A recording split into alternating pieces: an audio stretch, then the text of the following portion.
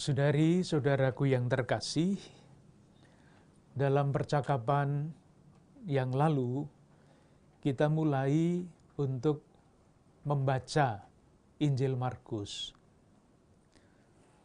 Saya duga, kalau saya salah, saya senang.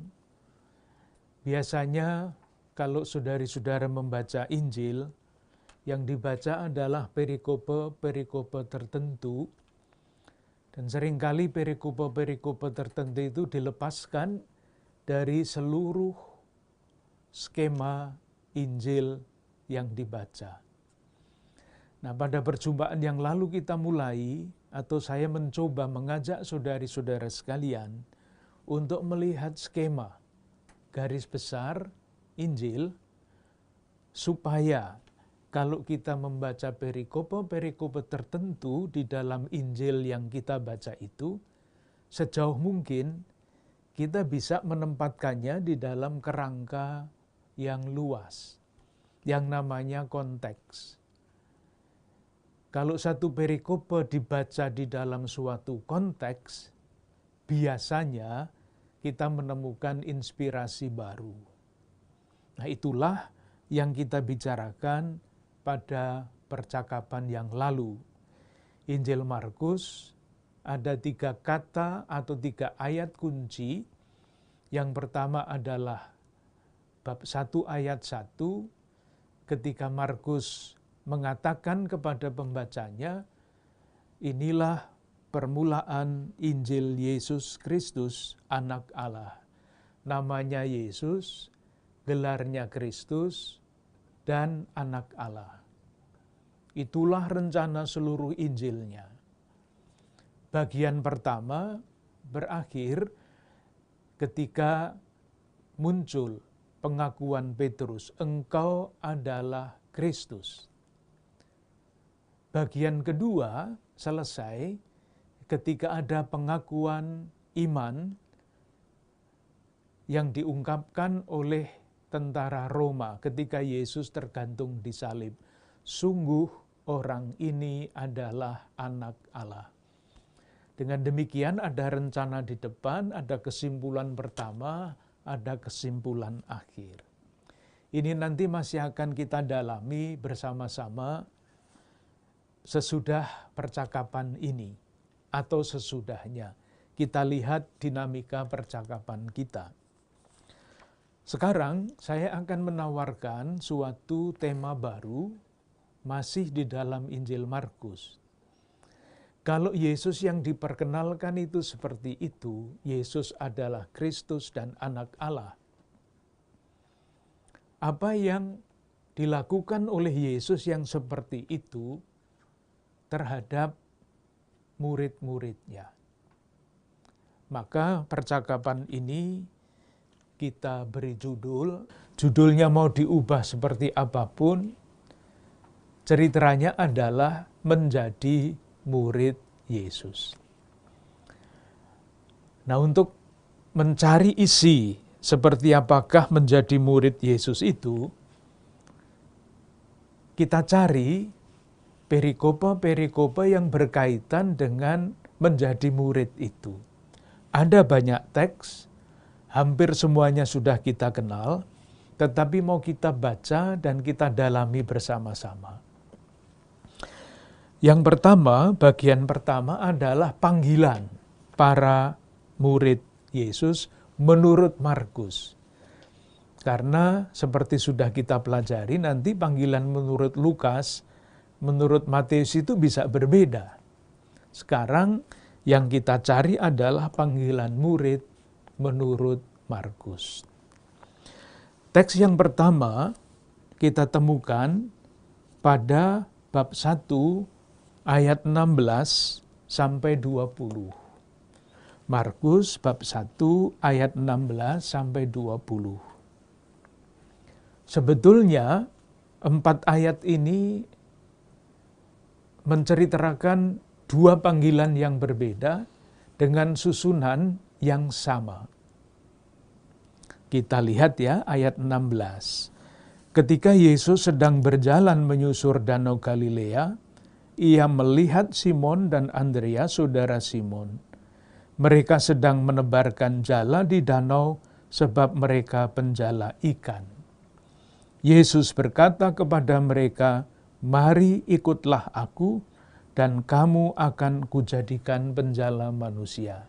Ini kisah panggilan yang pertama, yang dipanggil adalah Simon dan Andreas.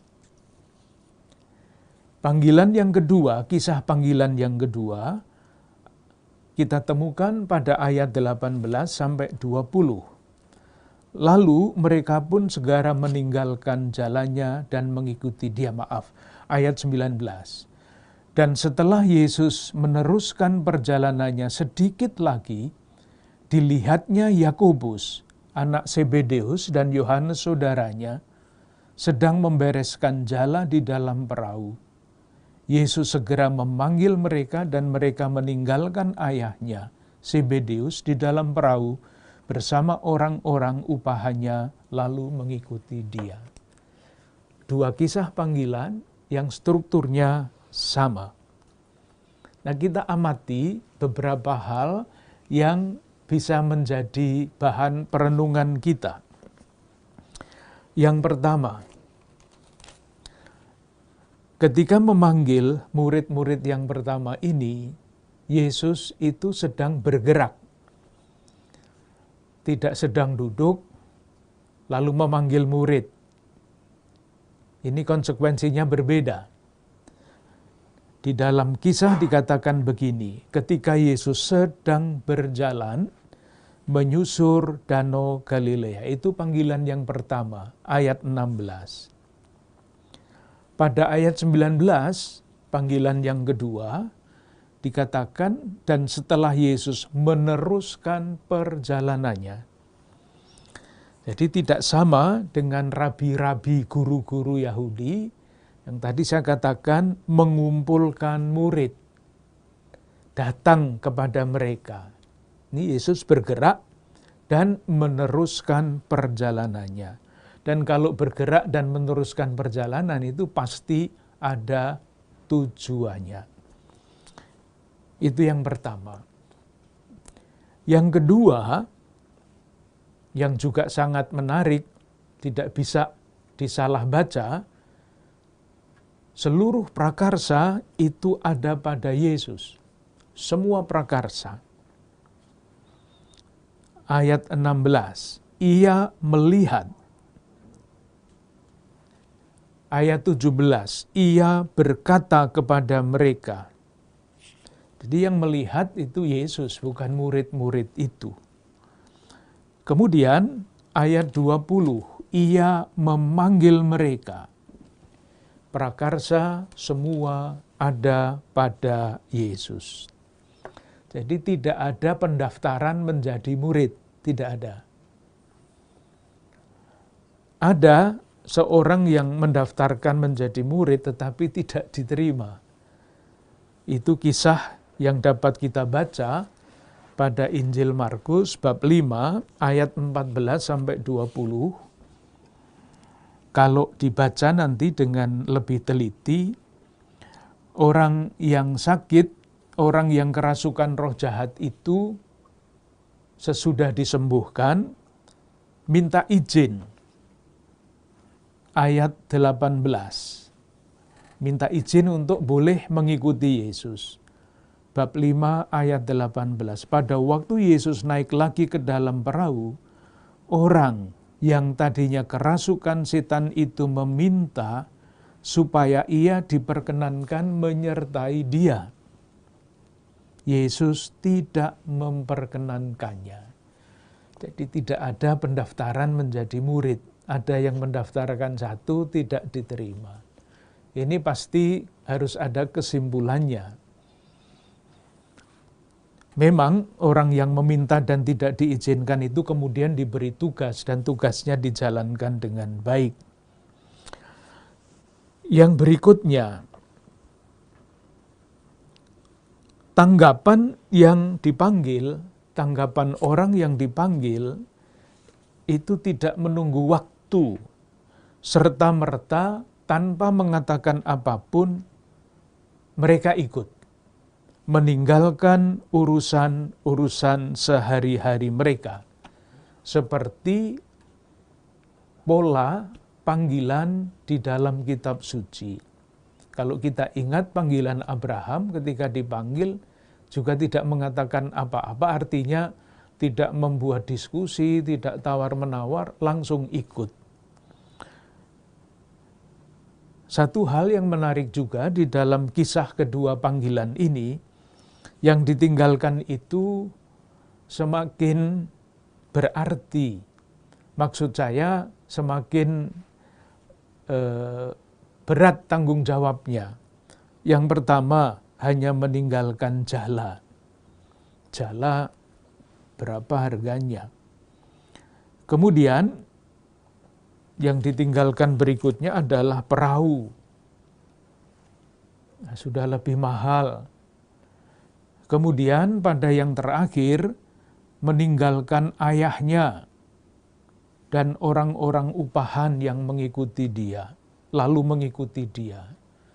Jadi ada semacam crescendo, jala, perahu, ayah, dan semua pegawainya.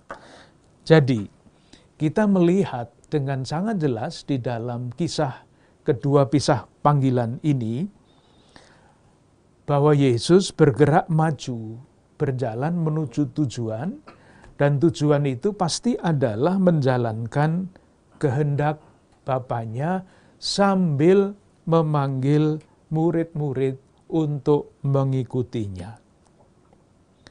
Dan kita semua tahu, mengikuti itu berarti berjalan di belakang. Itu namanya mengikuti, kalau di depan namanya mendahului. Masih ingat suatu ketika dalam percakapan keberapa, saya lupa, kita membandingkan kalimat yang menggambarkan Simon orang Kirene. Menurut Injil Lukas, rumusannya sangat teliti. Salib itu dipanggulnya sambil mengikuti Yesus. Itulah murid. Sementara Simon orang Kirene menurut Markus itu Simon tukang bawa barang. Rumusannya sangat berbeda. Hal berikutnya juga yang menarik adalah menurut konteks panggilan itu. Nah, sekarang konteks mulai berbicara.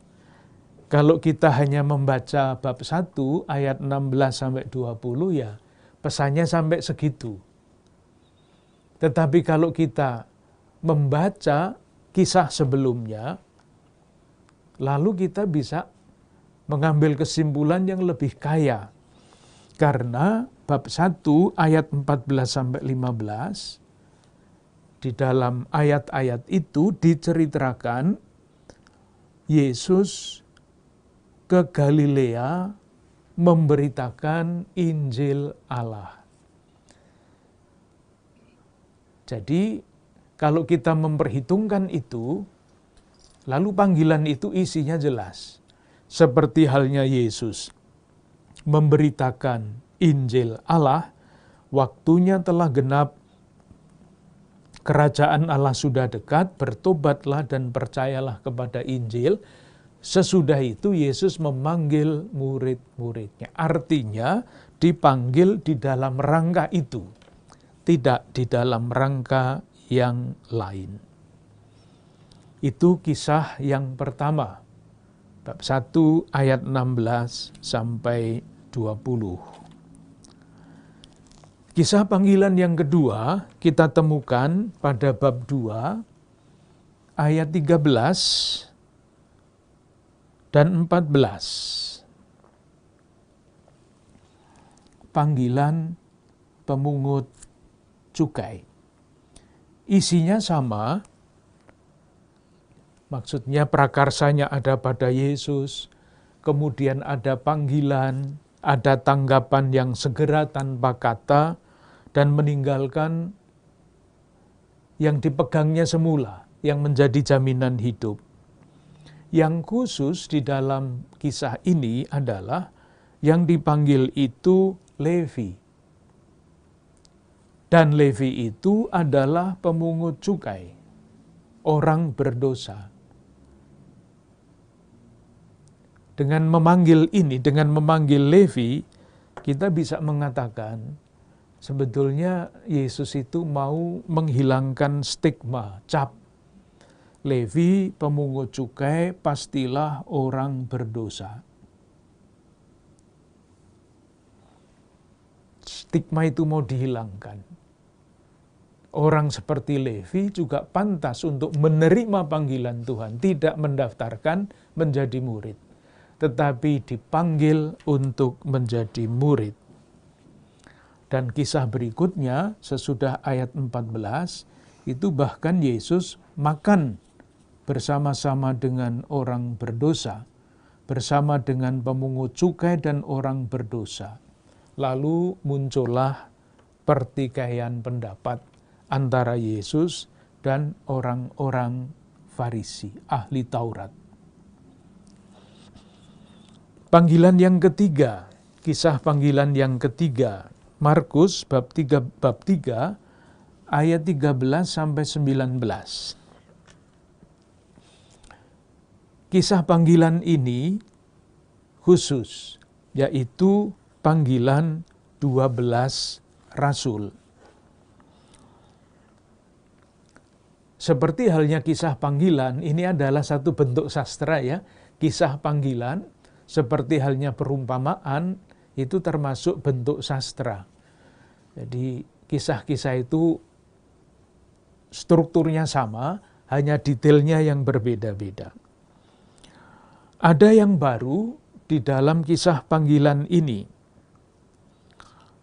Yang pertama, ayat 14. Yang dipanggil adalah 12 orang. Tujuan panggilannya, ini baru, ia menetapkan 12 orang, ayat 14, untuk menyertai dia dan untuk diutusnya memberitakan Injil dan diberinya kuasa untuk mengusir setan. Nah, ini hati-hati kalau membaca persetanan di dalam kitab suci. Untuk mengusir setan. Mesti dipahami dengan baik. Ini tidak berarti Yesus memberikan lisensi untuk mengusir setan. Tidak. Yang mau dikatakan adalah begini.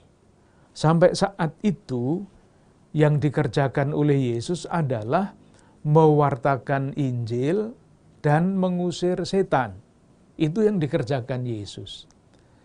Jadi ketika ke-12 rasul itu dipanggil untuk menyertai dia, untuk diutusnya memberitakan Injil dan diberi kuasa untuk mengusir setan, maksudnya sekali lagi tidak memberi mereka lisensi mengusir setan, tetapi supaya mereka melakukan apa yang dilakukan oleh Yesus.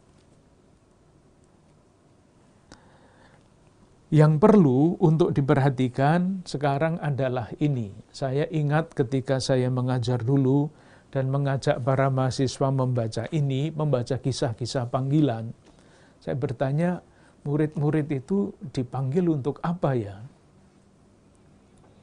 Jawaban spontan dari hampir setiap tahun saya tanyakan, itu sama. Dipanggil untuk mewartakan Injil. Itulah membaca pikirannya sendiri, bukan membaca kitab suci. Karena kalau kita kembali pada bab 1 ayat 17 misalnya, panggilan itu berbunyinya begini, mari ikutlah aku dan kamu akan kujadikan penjala manusia. Nomor 1, ikutlah aku dan kamu akan kujadikan penjala manusia. Pada bab 3, panggilannya adalah untuk menyertai dia dan diutusnya memberitakan Injil. Jadi tergesa-gesa mau memberitakan Injil, saking bersemangatnya. tapi lalu tidak membaca Injil, yang dibaca adalah pikirannya sendiri. Nanti akan kelihatan, tampak kalau usaha kita menelusuri perjalanan para murid ini benar, tampak bahwa murid-murid itu membalik kedua-duanya. Mestinya dinamika menjadi murid itu adalah mengikuti dan menyertai Yesus, nomor satu, baru kemudian mewartakan Injil dan lain-lainnya. Dan ketika mewartakan Injil itu dilandaskan pada pengalaman mengikuti Yesus dan menyertai Dia, lalu pewartaannya itu sangat bermakna. Nah, pewartaan yang sangat bermakna akan membuat para murid itu semakin mengikuti Yesus dan semakin kerasan menyertai Yesus. Dan demikian dinamikanya itu berkembang. 1, 2, kembali ke 1, ke 2. Tetapi kalau mulainya 2, dinamikanya tidak jalan. Dan itu nanti akan kita lihat yang terjadi pada para murid. Ada prakarsa baru yang belum ada sebelumnya. Ayat 16. Ke-12 orang yang ditetapkannya ialah Simon. Namanya Simon, prakarsa Yesus. Simon itu diberi nama Petrus. Memberi nama baru di dalam kitab suci itu mempunyai arti. Kemudian ayat 17, Yakobus anak Zebedeus dan Yohanes saudara Yakobus, yang keduanya diberinya nama Boanerges, yang berarti anak-anak guru. Memberi nama di dalam kitab suci berarti membaharui kehidupan orang yang bersangkutan. Ayat 19, nama Yudas. Dan Yudas Iskariot yang mengkhianati Dia. Loh, kok sudah tahu mau mengkhianati kok dipanggil? Pasti cara berpikirnya enggak begitu. Ini sudah mengkhianati tetapi dipanggil, maka ditulisnya mengkhianati Yesus. Pesannya adalah menjadi murid, dipanggil untuk mengikuti Yesus, itu ada kemungkinan gagal. Seperti yang terjadi pada Yudas Iskariot ini. Jadi, saudara-saudara sekalian, kalau kita membaca kisah-kisah panggilan yang jumlahnya beberapa itu, kita bisa mengambil kesimpulan umum seperti ini. Yang pertama, menjadi murid itu adalah panggilan. Jadi bukan orang yang berusaha mati-matian untuk menjadi murid Yesus, untuk menjadi pengikut Yesus. Tidak gampang, karena panggilan itu adalah rahmat. Kalau tidak mendapat rahmat, ya tidak bisa mengikuti Yesus. Yang kedua, murid-murid yang dipanggil itu tidak belajar dari buku, tetapi mereka dipanggil untuk mengikuti Yesus, untuk tinggal bersama dengan Yesus. Kalau mau lebih konkret, mengamat-amati cara berbicaranya seperti apa. Model komunikasinya dengan orang-orang yang mengikuti dia bagaimana? Apakah dia berjalan terus? Atau kadang-kadang berhenti supaya orang yang menyapa dia mendapat perhatian. Jadi mengikuti, hidup bersama-sama dengan Yesus, belajar mewarisi nilai-nilai kehidupan. Mewarisi. Yang ketiga, murid-murid yang dipanggil itu serta-merta segera meninggalkan apapun yang mereka anggap penting sebelumnya. Dan ada crescendo. Ada nada semakin naik. Semakin merasa gembira mengikuti Yesus, semakin rela untuk meninggalkan apapun yang semula dianggap penting untuk dirinya. Tadi sudah kita lihat. Yang berikutnya lagi, sebagai murid, mereka dipanggil untuk hidup bersama dengan Yesus tanpa tembok pemisah. Jadi ketika menjadi murid Yesus, tidak ada lagi yang namanya tembok-tembok pemisah. Kamu dari suku apa, kamu dari latar belakang apa, pekerjaanmu dulu apa. Kelihatannya gampang. Tetapi bagi kita semua tahu, itu semua sama sekali tidak gampang.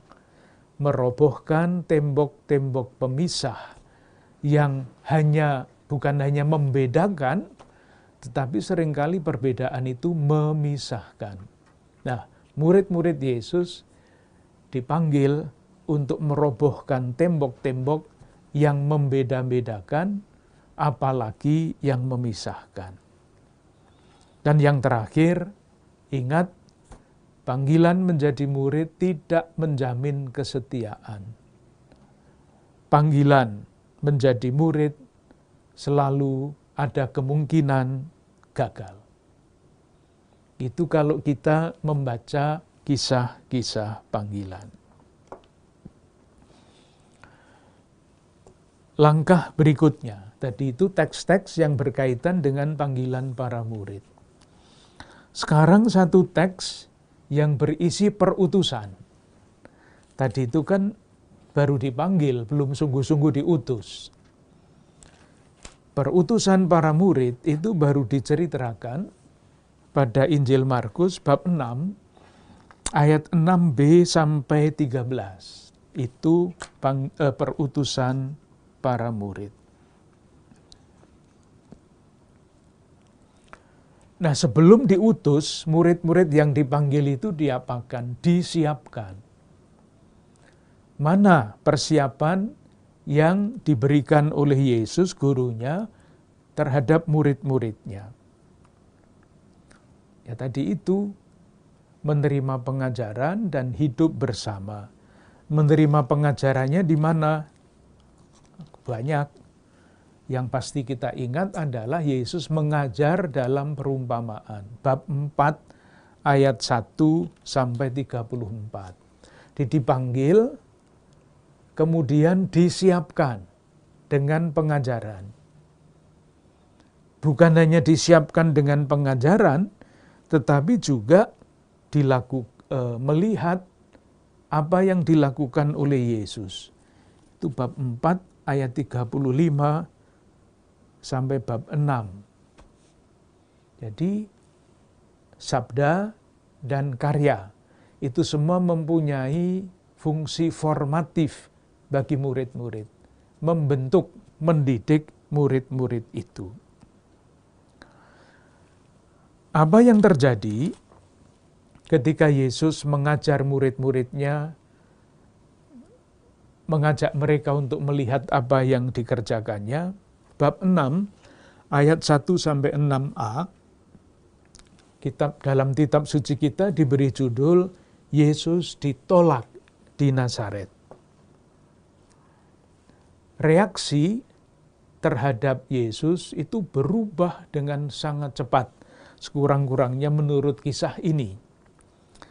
Di mana itu diceritakan, bab 6 ayat 2. Pada hari Sabat, ia mulai mengajar di rumah ibadat, dan jemaat yang besar takjub ketika mendengar dia, dan mereka berkata, dari mana diperolehnya semuanya itu? Hikmat apa pulakah yang diberikan kepadanya? Mukjizat-mukjizat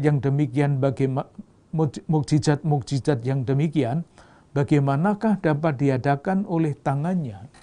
Tuh, reaksi takjub. Tetapi pada ayat berikutnya, ayat 3, reaksi takjub itu berubah. Total. Bukankah ia ini tukang kayu, anak Maria, saudara Yakobus, Yoses, Yudas, dan Simon? Bukankah saudara-saudaranya yang perempuan ada bersama kita? Lalu mereka kecewa dan menolak dia. Itu kisah sampai bab 6 ayat 6. Ayat 6a, ia merasa heran atas ketidakpercayaan mereka. Sampai di situ, Yesus semula, reaksi terhadap Yesus itu semula takjub, tiba-tiba berubah menolak dia. Nah, sekarang konteks mempunyai pesan. Murid-murid yang 12 itu diutus tidak ketika Yesus itu membuat takjub orang banyak. Tetapi ketika orang banyak mulai menolak Yesus. Lain ya. Kalau ini kita baca, Yesus mengutus 12 murid tanpa konteks, yang kita baca hanya begini. Mereka diutus dan nanti lapor perutusannya berhasil.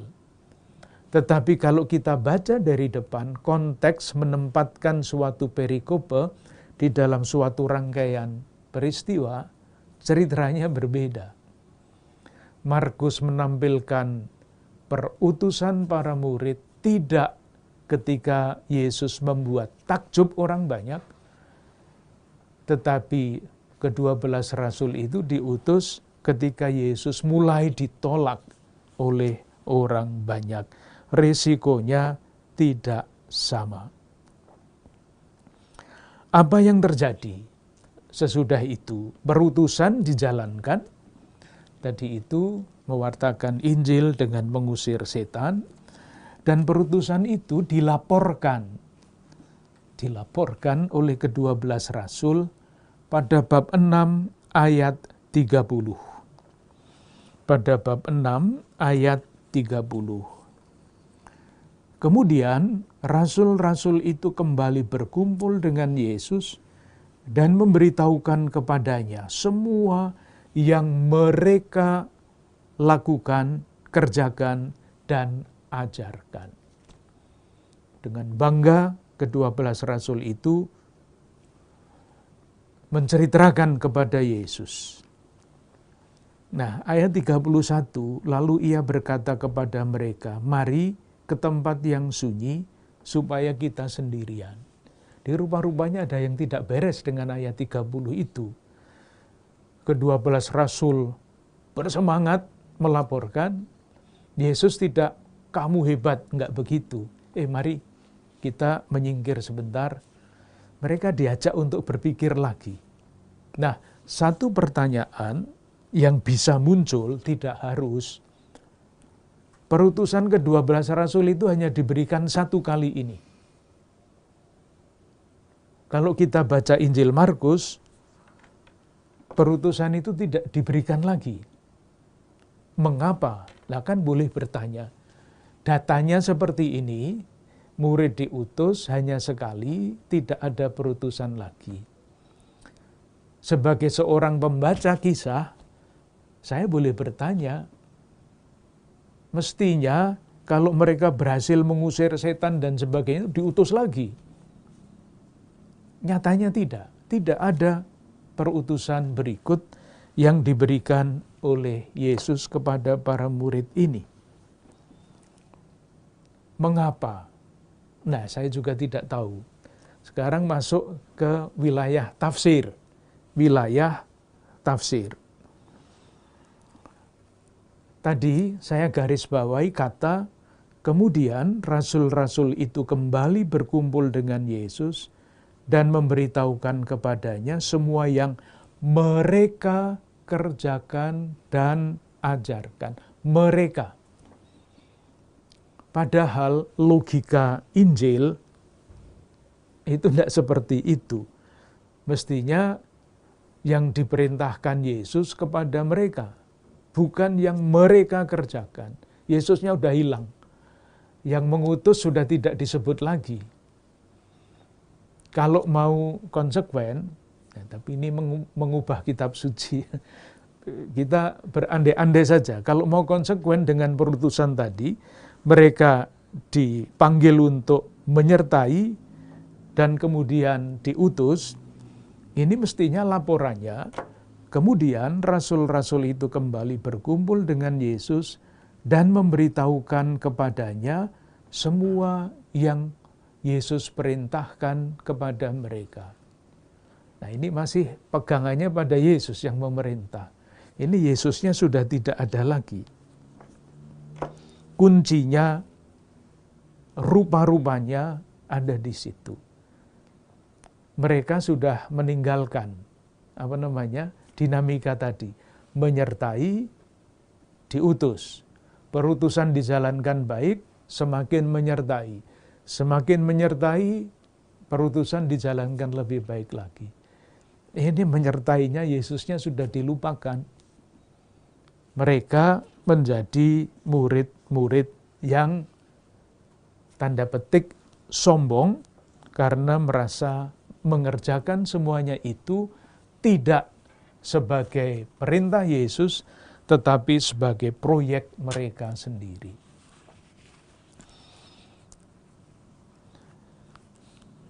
Langkah berikutnya, ya, murid-murid ini kan sebetulnya belum berhasil dididik ya.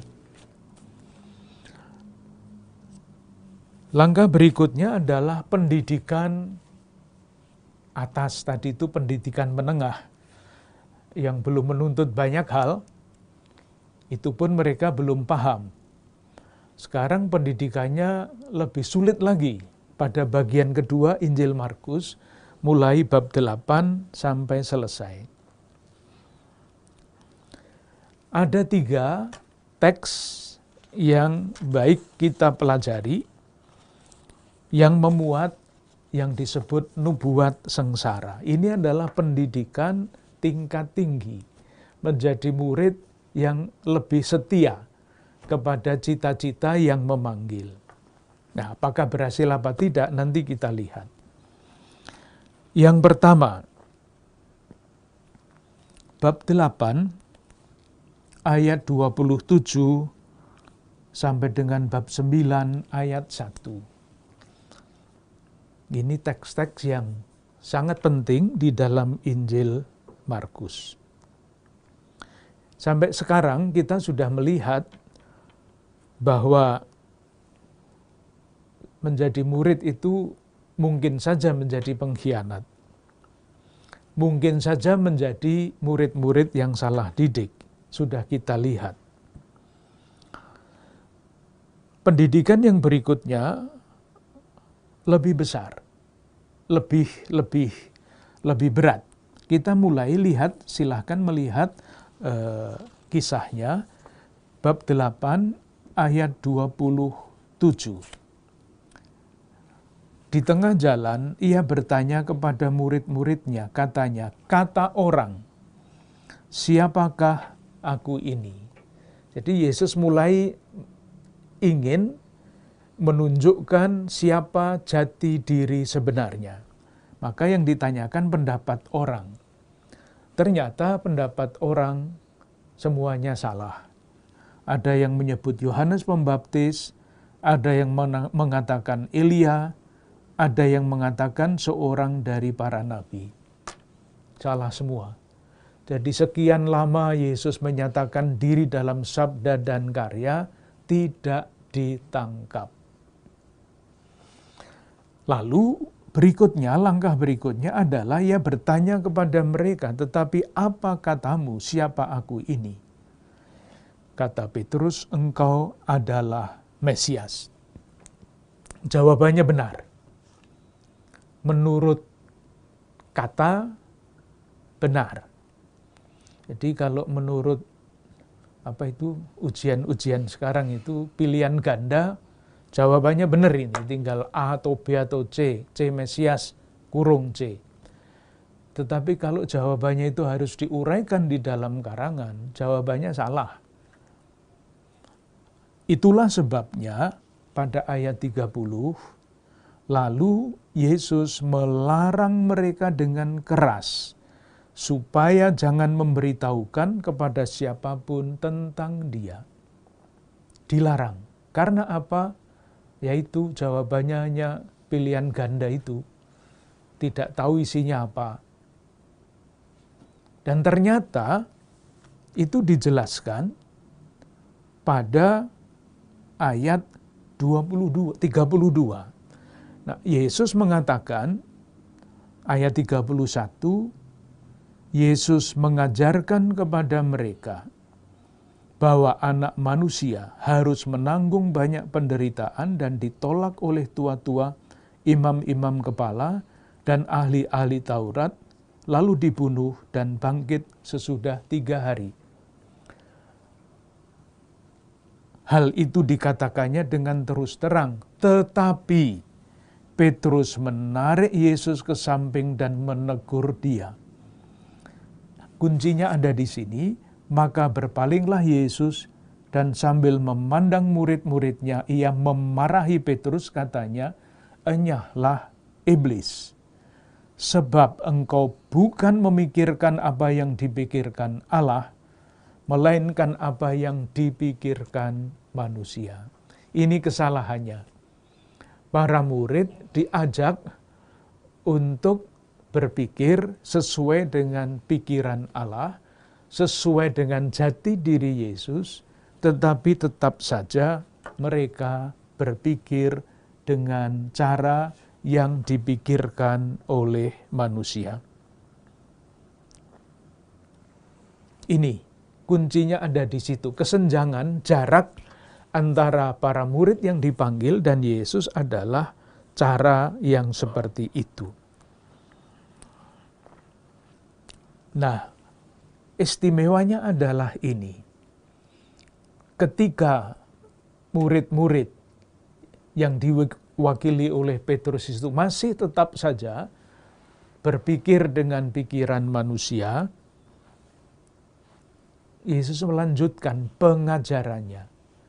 Yesus melanjutkan pendidikannya.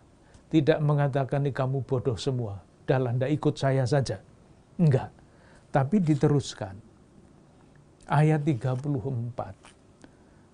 Lalu Yesus memanggil orang banyak dan murid-muridnya dan berkata kepada mereka, "Setiap orang yang mau mengikut aku, ia harus menyangkal dirinya, memikul salibnya, dan mengikuti aku." Pengajaran yang baru. Menyangkal diri, memikul salib, mengikuti. Nah, dengan demikian, kata-kata ini, menyangkal diri dan memikul salib, itu mengisi kisah panggilan. Panggilannya kan, ikutlah aku. Nah, mengikuti itu artinya apa? Berjalan di belakang, tidak di depan. Berjalan di belakang itu artinya apa? Ya ini. Menyangkal diri, memikul salib, dan mengikuti aku. Dengan catatan, kalau hanya memikul salib saja itu kok seolah-olah kita ini tidak normal ya. Ingin susah, ingin menderita. Enggak. Jangan pernah dimengerti seperti itu, karena nubuat sengsara Yesus itu tidak pernah selesai berhenti pada sengsara, tidak pernah. Kalau hanya sampai di situ, wah susah mengikutinya. Nah, akhir dari nubuat sengsara adalah ayat 31, lalu dibunuh dan bangkit sesudah 3 hari. Nah, ini yang memberikan harapan, ini yang memberikan makna pada salib. Jadi, kalau hanya pada salib, tidak usah aja ikut Yesus. Tetapi masalahnya, atau bukan, harapannya adalah sesudah salib ada kebangkitan. Teks yang kedua, pendidikan atas bagi para murid. Jadi kembalinya murid belum ngerti juga. Bab 9 ayat 30 sampai 37. Ini nubuat sengsara yang kedua yang diikuti dengan pengajaran baru. Modelnya sama, diajar tidak ngerti, diajar lagi. Kita lihat nubuat sengsaranya. Ayat 31. Dibaca ayat 30, Yesus dan murid-muridnya berangkat dari situ dan melewati Galilea, dan Yesus tidak mau hal itu diketahui orang. Sebabnya apa? Ayat 31, sebab ia sedang mengajar murid-muridnya. Di pengajaran ini khusus untuk murid-murid yang 12 rasul itu. Lingkaran pertama Yesus. Diberi pelajaran yang mendasar. Pelajarannya apa? Anak manusia akan diserahkan dan selanjutnya. Ini pelajaran mendasar. Dan sama, dan mereka akan membunuh dia, dan 3 hari sesudah ia dibunuh, ia akan bangkit. Wafat, bangkit. Apa reaksi para murid? Ayat 32. Mereka tidak mengerti perkataan itu, namun segan menanyakannya kepadanya. 2 hal. Tidak mengerti. Jadi sudah dididik dengan cara yang begitu intensif, hebat, tidak juga mengerti. Mereka masih berpikir hanya dengan cara berpikir manusia. Dan yang kedua, namun segan menanyakannya kepadanya. Tidak siap mengerti, tidak mau mengerti. Kalau tidak mengerti lalu bertanya, nah itu mau mengerti. Tetapi namun segan menanyakannya kepadanya, sudah tidak mengerti, masih ditambah tidak mau mengerti. Bahasa Jawanya ndablek. Bebal. Maaf, kok memakai kata-kata seperti itu. Saya ikut emosi jadinya. Padahal termasuk orang-orang yang tidak mengerti itu. Ketidakmengertian itu masih ditambah lagi. Jadi kan tidak mengerti, tidak mau mengerti. Lalu masih ditambah dengan kisah ayat 33-37. Kemudian tibalah Yesus dan murid-muridnya di Kapernaum. Ketika Yesus sudah di rumah, ia bertanya kepada murid-muridnya, apa yang kamu percakapkan tadi di tengah jalan? Tetapi mereka diam, malu, sebab di tengah jalan tadi mereka memperdengarkan siapa yang terbesar di antara mereka. Di kesenjangan jarak psikologis, jarak rohani itu jauh sekali. Pikiran Allah, pikiran manusia, yang satu bicara tentang penderitaan, yang lain bicara mengenai siapa yang terbesar di antara mereka. Yang istimewa, yang membutuhkan penafsiran adalah ini. Ayat 36 sampai dengan ayat 37. Sesudah mengatakan jika seorang ingin menjadi yang terakhir, terdahulu, hendaklah ia menjadi yang terakhir dari semuanya dan pelayan dari semuanya. Nah, yang menarik adalah kenapa sesudah itu Yesus pada ayat 36, Yesus mengambil seorang anak kecil dan menempatkannya di tengah-tengah mereka. Kemudian ia memeluk anak itu dan berkata kepada mereka, barang siapa menyambut seorang anak seperti ini dalam namaku, ia menyambut aku, dan barang siapa menyambut aku, bukan aku yang sedang disambutnya, tetapi dia yang mengutus aku. Ini maksudnya apa? Kalau dibaca sekali sepintas, kelihatannya kata-kata itu di luar konteks. Kok baru saja bicara mengenai yang terbesar, kok tiba-tiba menyambut anak? Silahkan memperhatikan kata menyambut itu sampai 4 kali dipakai di dalam kisah itu. Yang mau disampaikan pesannya kira-kira adalah begini. Di dalam ayat-ayat ini, Yesus mengatakan ia menyambut Dia yang mengutus aku. Jadi kalau Yesus memanggil murid-murid, mengajak mereka mengikuti, harapannya supaya murid-murid itu menyambut Yesus seperti halnya Yesus menyambut Bapanya. Yesus kan selalu taat kepada Bapanya, mengikuti kehendaknya, mengerti seutuh-utuhnya kehendak Bapa. Nah, murid-murid ini dididik sampai sekarang tidak ngerti. Maka anak kecil ini dipakai oleh Yesus untuk mengajarkan itu. Mestinya kalian yang saya panggil untuk mengikuti saya, itu ya tahu pikiran saya. Seperti saya mengerti sepenuhnya kehendak Bapa. Teks yang ketiga, bab 10, ayat 32 sampai berapa? 45. Ini adalah nubuat sengsara yang ketiga. Ada beberapa hal yang istimewa di dalam kisah ini. Yang pertama adalah murid-murid, kalau dibaca dengan teliti, itu ditaruh di depan, ayat 32.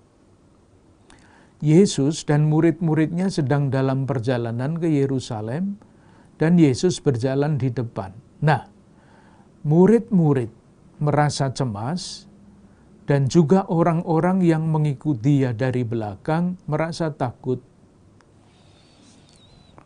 Yang ditekankan adalah situasi batin para murid itu. Sedang menuju Yerusalem, keadaan mereka takut dan cemas. Sementara Yesus berada di depan.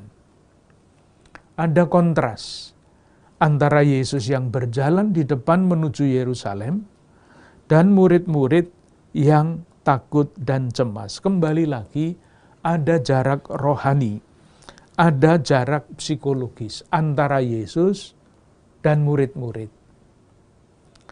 Tetapi juga ada tegangan di dalam diri para murid. Dari satu pihak mengikuti Yesus, dari lain pihak takut dan cemas, tetapi tetap berjalan. Dalam keadaan seperti itu, Yesus memberikan kekuatan seperti yang dua nubuat sengsara yang berikutnya, ayat 34, dan ia akan diolok-olok, diludahi, disesah, dibunuh, dan sesudah 3 hari ia akan bangkit. Dalam keadaan cemas dan takut itu.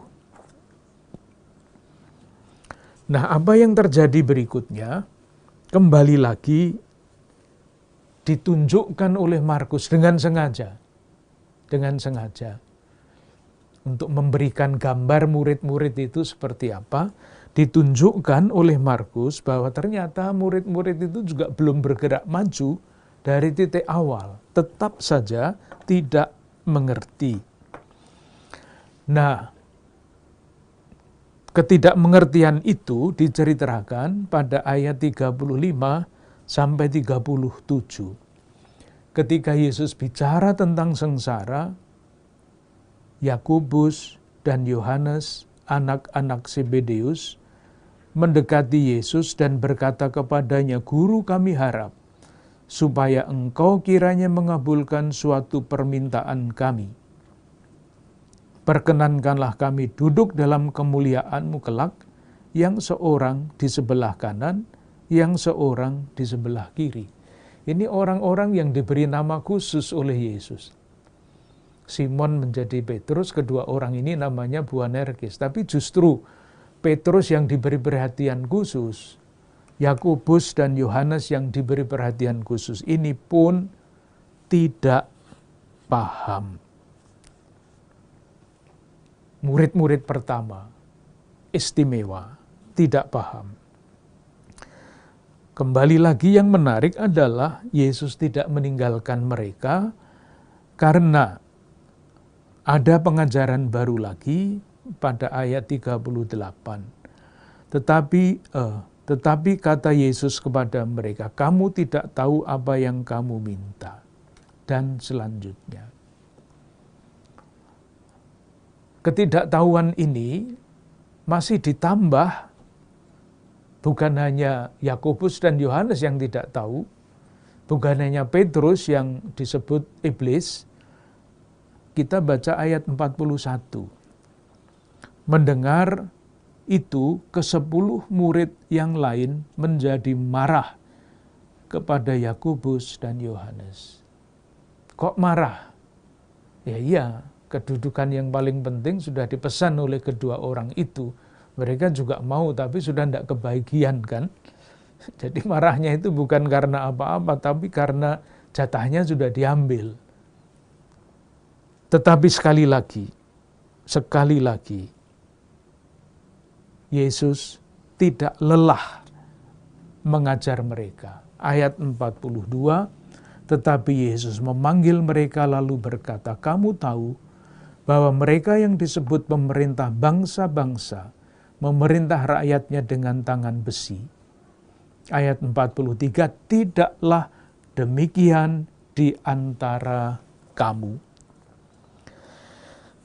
Jadi, tidaklah demikian di antara kamu. Kembali lagi, cara berpikir manusia dan cara berpikir lain. Cara berpikir Yesus, cara merasa Yesus, karena dia menyambut Bapa yang mengutusnya. Sementara murid-murid diajak untuk menyambut Yesus, tetapi belum mampu. Itu pengajaran tingkat berikutnya, tingkat lanjut. Apa yang terjadi? Kita pendek saja, nanti diulangi dalam percakapan sesudah ini.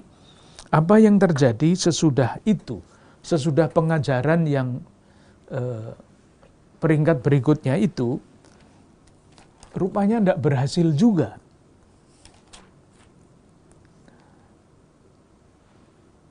Ada kisah perjamuan terakhir yang juga menarik. Bab 14 ayat 12 sampai 25. Itu kisah perjamuan malam yang terakhir, yang menurut Markus adalah perjamuan Paskah. Apa yang terjadi di sini? Ada suatu kontras yang sangat tajam. Perjamuan malam terakhir adalah perjamuan kasih. Inilah tubuhku, inilah darahku. Itu intinya. Jadi peristiwa yang mengungkapkan, melambangkan apa yang dilakukan oleh Yesus pada akhirnya, memberikan hidupnya demi keselamatan manusia. Nah, di dalam cerita itu ternyata juga kita lihat macam-macam hal yang tidak sesuai dengan seluruh suasana yang seharusnya ada di situ. Mari kita lihat beberapa ayat. Bab 14 ayat 18. Ketika mereka duduk di situ dan sedang makan, Yesus berkata, Aku berkata kepadamu, sesungguhnya seorang di antara kamu akan menyerahkan aku, yaitu dia yang makan dengan aku. Silahkan membayangkan, di dalam suatu perayaan kasih, ada kata-kata seperti ini. Sedang merasakan kebaikan Tuhan, tiba-tiba ada yang mengganggu. Ini di antara kita ada yang mengkhianati. Kan rusak semua acara itu. Tapi itulah yang terjadi. Ayat 19, maka sedihlah hati mereka. Nah, tentu saja. Kemudian ayat 21. Ayat 21. Anak manusia memang akan pergi sesuai dengan yang ada tertulis tentang dia. Akan tetapi celakalah orang yang olehnya anak manusia itu diserahkan. Tetapi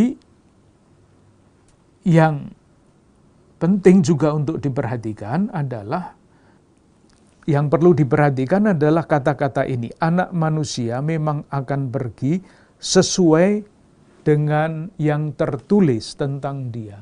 Jadi ini bukan kecelakaan, melainkan suatu yang sesuai dengan rencana Allah.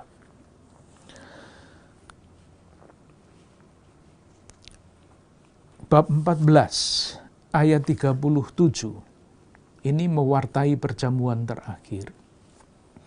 Sesudah perjamuan terakhir yang diwarnai oleh pengkhianatan itu dan nubuat Petrus yang akan menyangkal Yesus, ini pada ayat 27,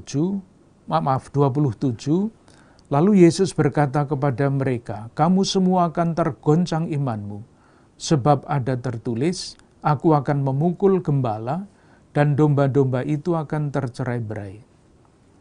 Lalu Petrus mengatakan dengan gagah berani, biarpun mereka semua tergoncang, aku tidak. Nubuat penyangkalan Petrus menyusul, aku berkata kepadamu, sesungguhnya pada hari ini, malam ini juga, sebelum ayam berkokok 2 kali engkau telah menyangkal aku 3 kali. Pengkhianatan Yudas, penyangkalan Petrus. Nah, ketiga murid yang istimewa itu kemudian diajak ke Taman Getsemani. Kita semua tahu kisahnya. 3 lingkaran utama ini bukan hanya lingkaran pertama, tapi lingkaran utama. Petrus, Yakobus, Yohanes. Diajak untuk menyaksikan penderitaan Yesus.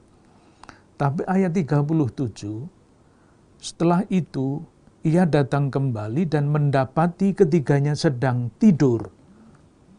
Dan ia berkata kepada Petrus, Simon, sedang tidurkah engkau?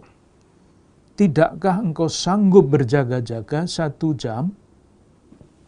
Nih, diajak, tapi malah tidur.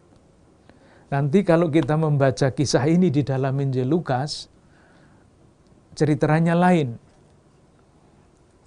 Lukas menambah, mereka tidur karena duka cita. Biasanya kalau duka cita kan tidak tidur. Tetapi untuk menyelamatkan nama baik murid-murid itu, mereka tidur karena duka cita. Tapi ini tidak ada duka citanya. Saya ingat satu drama sengsara Yesus sampai ke adegan ini. Lalu Yesus dalam drama itu bertanya kepada pemeran 3 murid ini dengan mengutip kata-kata ini, Simon, sedang tidurkah engkau? Tidakkah engkau sanggup berjaga-jaga 1 jam? Itu lalu yang menjadi Petrus itu omong di luar teks. Iya, Tuhan, saya tidur karena tidak ada snacknya, katanya. Itu spontan. Kisah sengsara menjadi kayak begitu. Tapi ya, itulah yang sering terjadi ketika semuanya menjadi spontan. Dan yang terakhir adalah bab berapa? Yesus ditangkap, bab 14 ayat 50 dan 51. Lalu semua murid itu meninggalkan dia dan melarikan diri. Itulah akhir dari panggilan murid, pendidikan tingkat pertama, pendidikan tingkat lanjut, semuanya gagal. Berakhir murid-murid melarikan diri. Tidak ada satupun yang tinggal. Bahkan, nah ini nanti menjadi pertanyaan yang tidak mudah dijawab. Bahkan sesudah Yesus bangkit, menurut Injil Markus, itu menurut ilmu tafsir, Injil Markus itu selesai pada bab 16 ayat 8. Kita semua tahu kisah kebangkitan sesudah Yesus dikuburkan, bab 16, Maria Magdalena, Maria ibu Yakobus, Salome memberi rempah-rempah. Lalu ada malaikat yang menampakkan diri, menjelaskan apa yang terjadi pada bab 16 ayat 7. Tetapi sekarang, pergilah, katakanlah kepada murid-muridnya dan kepada Petrus, ia mendahului kamu ke Galilea. Di sana kamu akan melihat dia seperti yang sudah dikatakannya kepada kamu. Ini perintah supaya perempuan-perempuan itu pergi ke Galilea memberitahu Petrus dan kawan-kawan. Apa yang dikatakan berikutnya? Lalu mereka keluar, lari meninggalkan kubur itu sebab gentar dan dahsyat menimpa mereka. Mereka tidak mengatakan apa-apa kepada siapapun juga karena takut. Injil Markus berhenti di situ. Menurut ilmu tafsir, yang lain-lain itu soal lain lagi. Ini soal teks. Tetapi menurut Injil Markus yang paling asli, kisahnya berhenti di sini. Jadi Kristus yang bangkit pun yang minta kepada ketiga perempuan itu untuk mewartakan kebangkitan, tidak menjalankan tugasnya. Mereka tidak mengatakan apa-apa kepada siapapun juga karena takut. Jadi Injil Markus itu tidak berakhir dengan akhir yang menggembirakan, tetapi berakhir dengan akhiran yang menimbulkan pertanyaan. Nah, pertanyaan inilah yang mau kita simpan, dan siapa tahu nanti suatu ketika kita bisa menemukan jawabannya, mungkin dalam percakapan kita yang berikutnya. Makasih.